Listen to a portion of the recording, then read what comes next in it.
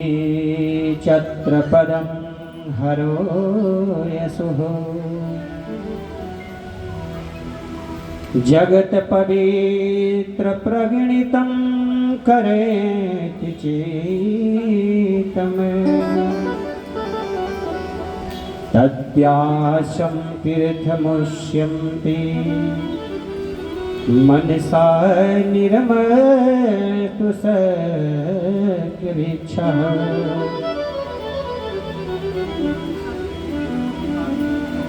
शौनक जी ने सुख जी से पूछा, मानव का कर्तव्य क्या है? हम मानव बनकर के आए हैं तो हमारा लक्ष्य क्या होना चाहिए? हमारा लक्ष्य ये नहीं कि हम जगत में आए, पढ़े, खूब पैसे कमा लें, घर बना लें, कोठी बना लें, खूब गाड़ी रख ले लग्जरी और खूब सब खाए पिए मर जाए। नहीं, मानव जन्म इसलिए नहीं हुआ है। मानव जन्म तो इसलिए हुआ है कि आप पिछले जितनी गलतियां हम कर चुके, इस मानव रूप में आकर के उस सारी गलतियों का पश्चाताप कर ले, इस जीवन को सुधार ले। और यदि अब इस मानव जन्म में भी यदि हम नहीं सुधार पाए तो अभी नहीं तो फिर कभी नहीं। यदि अभी नहीं सुधारे अपने आप को ना, फिर कभी नहीं, क्योंकि फिर तो 84 लाख दुनिया में भटकना पड़ेगा।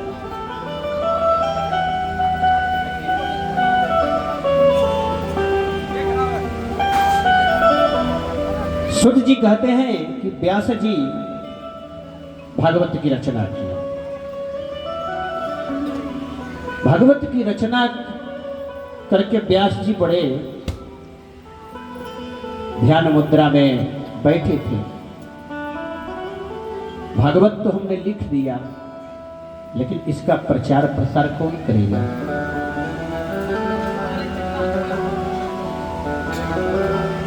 जितने पुराण है ना, सारा व्यास जी ने लिखा है। 18 पुराण है,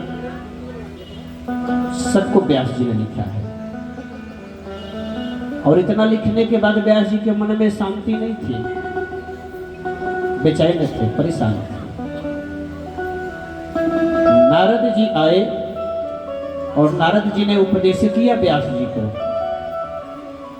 कहते हैं, व्यास जी आपने अभी तक जितने पुराण लिखे हैं ना, किसी में भगवान की व्याख्या नहीं, गोविंद के चरणों की, रूपों की, गुणों की व्याख्या आपने स्पष्ट रूप से नहीं किया।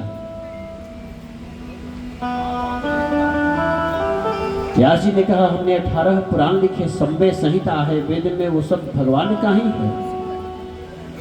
बोले नहीं,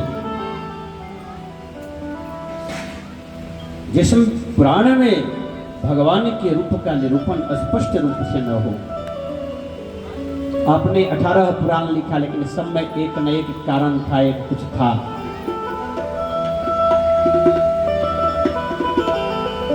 फिर क्या करें महाराज? बोले भगवान की चरित्र लिखो, भगवान के रूप की व्याख्या, जिसमें भगवान की ही हो कथा। नारद जी कहते हैं, जब तक गोविंद की कृपा नहीं होती तब तक हम इस जगत में कुछ प्राप्त नहीं कर सकते, और मन में शांति कैसे मिलेगी? अरे आनंद तो है परमात्मा,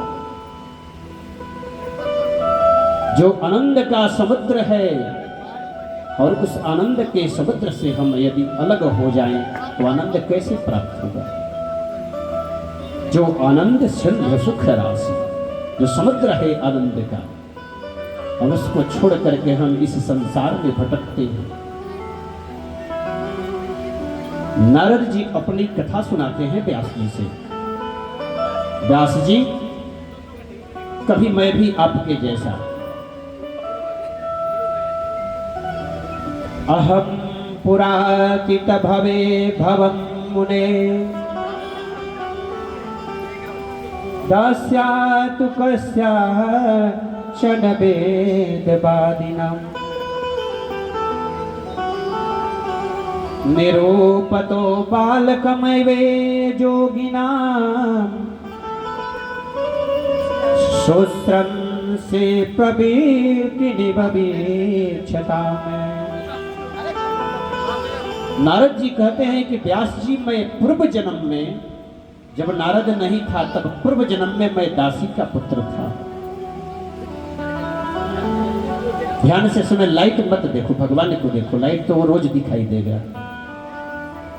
लाइट तो आपको जिंदगी में रोज ही जब तक रहोगे पृथ्वी पर दिखाई देगा, लेकिन प्रभु दिखाई नहीं देंगे। नारद जी कहते हैं कि मैं पूर्व जन्म में दासी का पुत्र था। मेरी माता मुझे जन्म दी और जन्म के पश्चात ही मेरे पिता की मृत्यु हो गई। और तब मेरी माता लोगों के घर में बर्तन धो करके, झाड़ू लगा करके मेरे को पालती। मेरे पास भोजन की भी व्यवस्था नहीं थी। एक बार हमारे गांव में कुछ संतों की टोलियां आई और वो तीर्थ यात्रा पे जा रहे थे। कुछ समय तक हमारे गांव में रुक गए।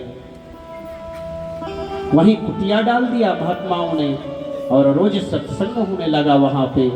और बैठ करके नारद जी रोज कथा सुनते, उनकी माता संतों की सेवा करती और जो संतों का जूठा भोजन बच जाता प्रसाद, वो नारद जी और उनकी माता खाते थे। और देखो संतों की कृपा है, भगवान तो मिल जाते हैं, संत जल्दी नहीं मिलते। संतों के जुठन खा खा करके नारद जी की बुद्धि जो थी वो भगवान में रत हो गई। नित्य सत्संग सुनते और प्रसाद खाते संत भगवान का। नारद जी को ऐसी भक्ति चढ़ी, ऐसी भक्ति चढ़ी कि संत कुछ समय के बाद वहां से जाने लगे।